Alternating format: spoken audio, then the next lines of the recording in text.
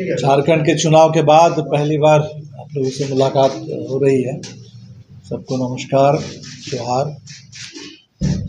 झारखंड का जो जनादेश आया तो सिर्फ झारखंड के लिए नहीं, पूरे देश के लिए मैं समझता हूँ कि बहुत महत्वपूर्ण और लोकतंत्र में भारत के भविष्य को लेकर, संविधान को लेकर के देश में अभी आशंका है, तो उन आशंकाओं को दूर करने में ये जनादेश काफ़ी मदद करेगा।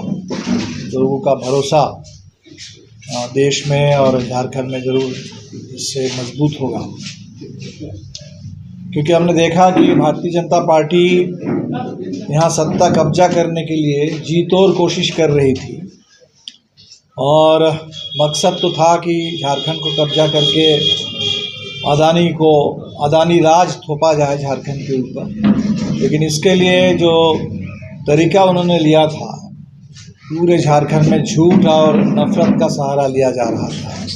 वैसा चुनाव, इतना जहरीला चुनाव अभियान हमने तो कभी नहीं देखा था इससे पहले, और इसका जवाब झारखंड ने दिया।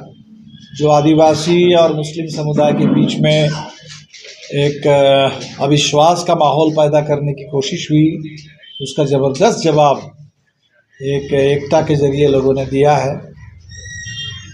और अभी निर्णायक बहुमत के साथ सरकार बनी है, तो नई सरकार के लिए हमारी पूरी शुभकामना। और हम उम्मीद करते हैं कि सरकार, जैसे पिछले बार सरकार को चलने नहीं दिया जा रहा था, तो ज़रूर केंद्र सरकार भी झारखंड के इस जनादेश को समझेगी, इसका सम्मान करना चाहिए और गवर्नर के ज़रिए सरकार को अस्थिर करने की कोशिश, जो सरकार का हक बनता है एक संघीय ढांचे में झारखंड का, उस हक को छीनने की कोशिश, ये कोशिश बंद होनी चाहिए। झारखंड को अपना पूरा सम्मान, पूरा हक मिलना चाहिए।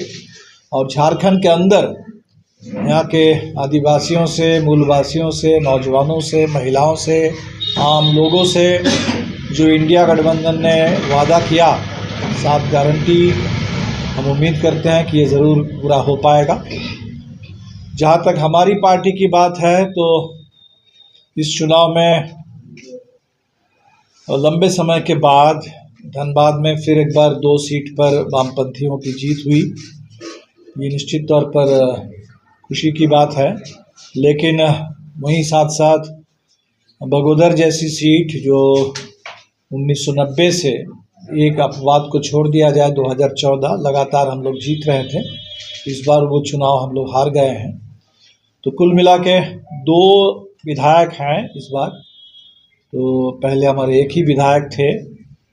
तो हम कोशिश करेंगे कि विधानसभा में जो माले की थोड़ी बढ़ी हुई उपस्थिति, विनोद जी की कमी तो पूरे झारखंड को खलेगी, लेकिन उनका अनुभव पार्टी के पास है और हम लोग कोशिश करेंगे कि विधानसभा के अंदर और बाहर, जैसा हमेशा हमारी शैली रही है, झारखंड के तमाम मुद्दों पर हक की आवाज़, इंसाफ की आवाज़ हम लोग बुलंद करते रहेंगे।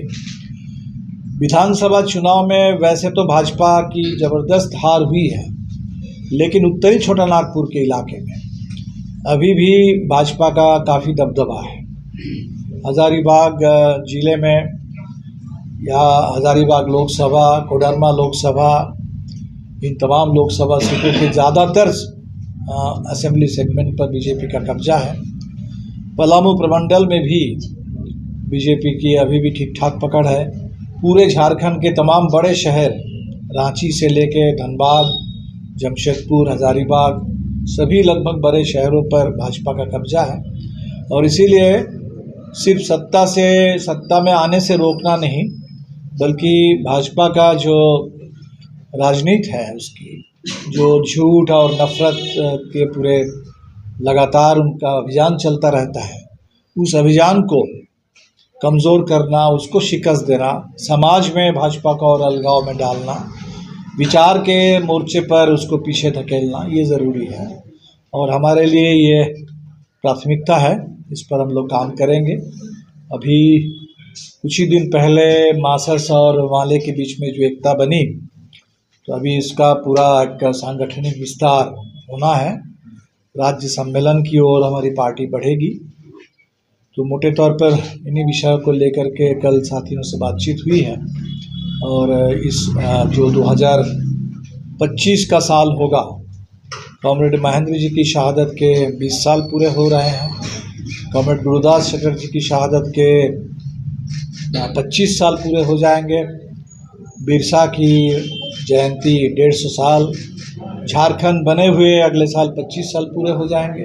तो झारखंड के लिए और झारखंड के अंदर हमारी पार्टी और वामपंथी आंदोलन के लिए एक ऐतिहासिक मोड़ पर हम लोग हैं और पूरी कोशिश हम लोग करेंगे कि पार्टी और मजबूत हो, वामपंथी आंदोलन और तेज हो। जहाँ तक राष्ट्रीय परिस्थिति की बात है तो दो चार और महत्वपूर्ण मुद्दों पर हम दो चार बात रख लेते हैं। एक तो 26 नवंबर को संविधान पारित होने के 75 साल पूरे हुए और 26 जनवरी भारत के गणतंत्र की स्थापना के भी 75 साल पूरे हो जाएंगे।